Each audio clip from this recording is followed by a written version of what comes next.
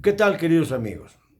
Yo recuerdo que cuando comenzó el debate sobre si debía construirse o no, o seguir la construcción del aeropuerto de Texcoco, o bien aceptar el proyecto presidencial, que iba a ser presidencial, de darle fuerza y sentido al aeropuerto de Santa Lucía, que es una base militar, se utilizaron dos argumentos fundamentales.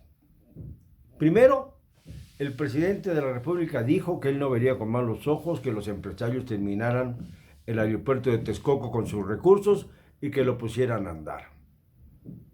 Esto fue bastante ambiguo porque iba a ser demasiado tener tantos aeropuertos. Íbamos a ser la ciudad de los aeropuertos ahora que somos la ciudad sin aeropuertos porque está saturado completamente el aeropuerto de la Ciudad de México. Y sigue pasando el tiempo. Ahora dice el presidente que los corruptos que estaban interesados en invertir en el aeropuerto de Texcoco son los que están impidiendo que se lleve adelante el proyecto del aeropuerto de Santa Lucía.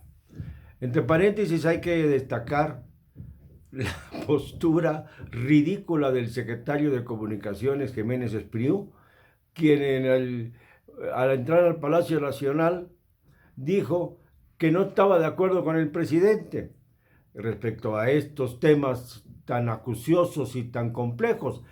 Pero a las 8 de la noche rectificó y dijo que había dicho lo contrario, que estaba de acuerdo con el presidente. Presidencialismo puro en un país que quiere sacudirse del presidencialismo. Hay que considerarlo así, porque de otra manera estamos traicionando el espíritu de la democracia, de la cuarta transformación, de lo que se nos dijo que se haría para tratar de renovar los cuadros políticos, la clase política en general, a cambio, claro, de tener una democracia sana y pura en donde hubiera consultas recurrentes. Pero no consultas como la de La Laguna, en donde a mano alzada, con un conjunto de personas que habían acudido a aplaudir al presidente, se les pide que digan si están de acuerdo o no con la construcción del Metrobús, un proyecto que el sector empresarial de La Laguna, de Torreón, de Durango, Gómez Palacio, Lerdo, pues habían visto con buenos ojos y estaban a punto de apoyar, si no es que ya habían apoyado, el proceso debido para construir el Metrobús. Pero a mano alzada se dijo que no, y esto es lo que imperó al final de cuentas. Algo verdaderamente trágico en una democracia. A mano alzada, en votación económica, como se dice en las cámaras, no se puede hacer democracia. En las cámaras se puede hacer para obviar algunos asuntos sin importancia y simple y sencillamente se otea sobre las manos alzadas para decir si se aprueba o no una moción legislativa. Pero algo que tiene que ver con el concurso de una de las zonas que en México está más poblada, la de La Laguna, no puede cernirse únicamente al apoyo popular de quienes están rodeando al mandatario por simpatizar con él y por tanto nunca harían nada que no estuviera de acuerdo con las líneas preestablecidas.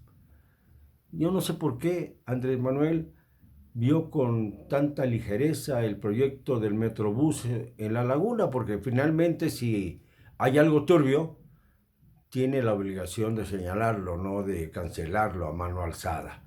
Hay que decir quiénes son los que están medrando con esta obra, por qué y cuánto han sacado de la misma si fue fraudulentamente. Recuerden ustedes que una de las funciones del presidente es denunciar a cualquiera cuando tenga él la seguridad de que se ha cometido un delito. Un presidente, así como cualquier funcionario público, no puede por sí mismo pasar por alto los delitos de los que conozca porque se lo prohíbe la Constitución. Tiene que denunciarlos de inmediato, aunque sean pequeños, pero es su obligación. y así está señalado en la ley que él juró cumplir y hacer cumplir. Esto por una parte. Por la otra, no podemos entender por qué no se nos dice hasta dónde llegó el acuerdo con Trump, porque ahora resulta que Trump se da el lujo de hablar de que va a haber campos de concentración en México de inmigrantes. ¿Pero por qué? México no tiene que aceptar este papel de carcelero. No somos Alemania ni Austria en la Segunda Guerra Mundial. Pareciera que nosotros hacemos el papel del país satélite que obedece a la gran potencia en todo lo que quiera, incluyendo aquello que afrenta a los derechos humanos. Esto es algo que especialmente disgusta, porque luego dice el señor presidente que no lo van a callar. Pues yo recuerdo, perdónenme que me ría, pero no es con afán de burlarme de nadie. Pero yo recuerdo que cuando Vicente Fox estaba apoyando la candidatura a mansalva de Calderón, el candidato entonces en 2006, López Obrador, le llamó chachalaca porque hablaba mucho. Pero ahora mejor no ponemos términos porque la chachalaca habla demasiado. Me refiero a Fox. Pero el rival de la chachalaca habla muchísimo más. 2 horas diarias, cuando menos, de cara al público. Nunca nadie en la historia de este país, ningún presidente, había tenido tantos micrófonos y tanta expectación y tanto tiempo únicamente para hablar. ¿Quién puede callarlo? Nadie. Y mucho menos los corruptos, como dice él, porque resulta que son corruptos todos aquellos que quieren que matice un poco su lenguaje y que madure un poco sus ideas. Entonces esos son los que están pues condenados a ser. Y no responde acerca de muchas cuestiones, muchos interrogantes que preguntan por qué no se siguen los lineamientos correctos para la construcción del aeropuerto de Santa Lucía, por ejemplo. ¿Qué tendrá que existir o darse un accidente brutal para que entonces amainen las tempestades? ¿Qué tendrán que morir cientos de personas en accidentes aéreos para darnos cuenta de cuánto se ha perdido en este sentido? Porque Andrés Manuel López Obrador, recuerden ustedes, fue el primero que se opuso, cuando era jefe de gobierno, a que se construyera un aeropuerto, precisamente en Texcoco. Entonces ya le tenía coraje desde 2002, 2003, que fue cuando surgió el proyecto, que nada tiene que ver con el inmenso proyecto que interpuso Peña Nieto y que le permitió a este señor ganar comisiones a plenitud con una miseria humana que no ha tenido parangón en la historia de este país. Pero bueno, también me preocupa el hecho que haya dicho que hace uso de su derecho de manifestación, porque con esto el señor presidente se está convirtiendo en un mandatario opositor, una figura rarísima. Soy presidente de la República, pero soy también opositor y tengo derecho de manifestación. Pues le decimos que no lo tiene porque, de acuerdo a la Constitución, no es función del presidente manifestarse en este sentido.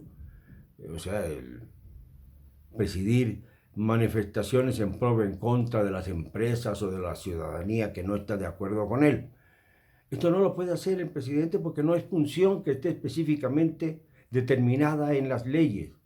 Y esto es lo que limita la función presidencial, a diferencia del ciudadano común, que puede hacer todo aquello que no le está específicamente prohibido. Lo hemos dicho varias veces. El ciudadano común sí puede hacerlo todo, sí puede manifestarse, tiene derecho a la manifestación, a la libre expresión de las ideas, a la réplica. Pero esto porque no está prohibido en la Constitución que lo haga el ciudadano o la ciudadana. En cambio, el presidente solamente puede hacer aquello que está determinado específicamente para que el presidente tenga funciones y facultades que no son motivo siquiera de discusión. Entonces, vamos a limitar al presidencialismo, que finalmente es lo que siempre había propuesto el señor presidente López Obrador. Hay que limitar al presidencialismo, hay que abogar porque no existan más chachalacas. Eso estoy usando su lenguaje. Hay que tratar de evitar excesos en el ejercicio del poder. Hay que acabar con la corrupción, no solamente hablando de ella, sino actuando en contra de los corruptos. No se vale señalar el delito como el huachicoleo, por ejemplo, famoso, sino llevar a la cárcel a los huachicoleros para que no sigan cometiendo sabotaje. Esto es una, y otra, y otra. Señor presidente, éntrele al toro. Ya son 6 meses y medio, ya estamos muy conscientes de su poder político, nadie duda acerca de su capacidad, ya es hora de comenzar a hablar de resultados. Digámoslo con cero cobardía.